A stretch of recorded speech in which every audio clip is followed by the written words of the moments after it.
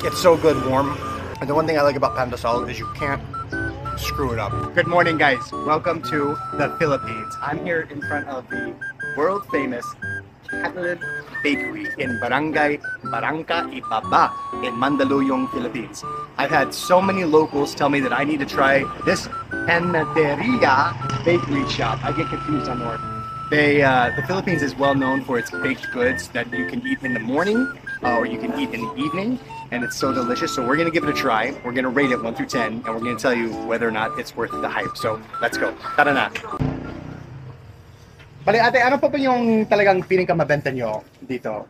Pandesal po. Pandesal. In the morning. Susubukan natin yung isang puto, tapos isang Spanish bread. Ay siguro bakit hindi isa sa lahat?